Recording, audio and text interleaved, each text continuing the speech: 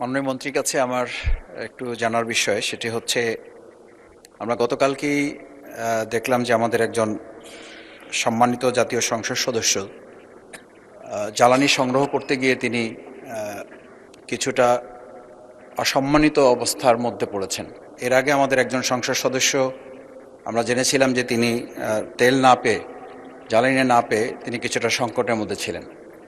আমরা খুবই ছোটোখাটো জনপ্রতিনিধি, দিনে অন্তত 30 থেকে 40টা ফোন পাচ্ছি এলাকায়, যেহেতু আমাদের এলাকা বাউফল আমার এলাকা, সেখানে পেট্রোল পাম্প না থাকার কারণে ডিলার যারা বিক্রি করেন, সেই ডিলার যারা বিক্রি করেন তারাও কারসাজি করেন।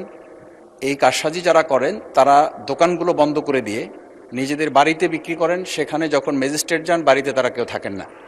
তো এই জায়গায় আমি লক্ষ্য করছি যে আজকেও সম্মানিত বিদ্যুৎ এবং জ্বালানি মন্ত্রী যে কথা বলেছেন, সেটার সাথে আমাদের এলাকাগুলোর পরিস্থিতির তো কোনো মিল নেই।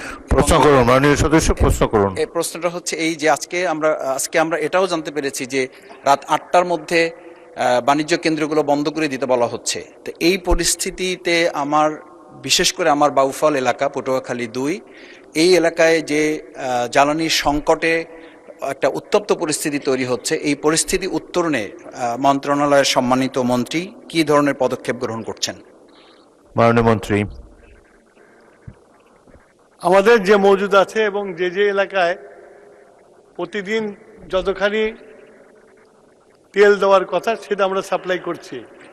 এখন ওনার বক্তব্যে উনি বললেন সেই ডিলার ইচ্ছা করে যে পালিয়ে যায়, সেটা ওখানকার যে আইন শৃঙ্খলা বাহিনী আছে তাদেরকে বললে সেই ডিলারকে ধরে এনে সেই তেলগুলো সরবরাহ করতে পারে। আর আজকে যে বৈশ্বিক যে অবস্থা, সারা পৃথিবীতে এইটা একটা বড় সমস্যা হয়ে গেছে।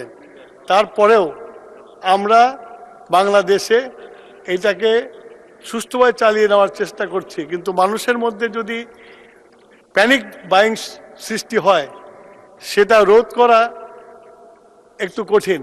আমরা মানুষের কাছে অ্যাপিল করছি যে আপনারা যা প্রয়োজন তাই ক্রয় করেন, তার বেশি ক্রয় করেন না। এটা যদি মানুষ করে তাহলে আমার মনে হয় না যে বিদ্যুতের নিয়ে কোনো এই জ্বালানি নিয়ে কোনো সমস্যা হবে। আর 8টার পরে যেটা বন্ধ করতে বলা হয়েছে, সারা পৃথিবীতে, আই রিপিট, সারা পৃথিবীতে এখন সবাই সাশ্রয়ী হয়েছে।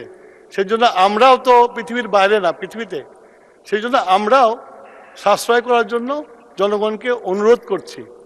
আশা করি জনগণ আমাদের অনুরোধ রক্ষা করবে।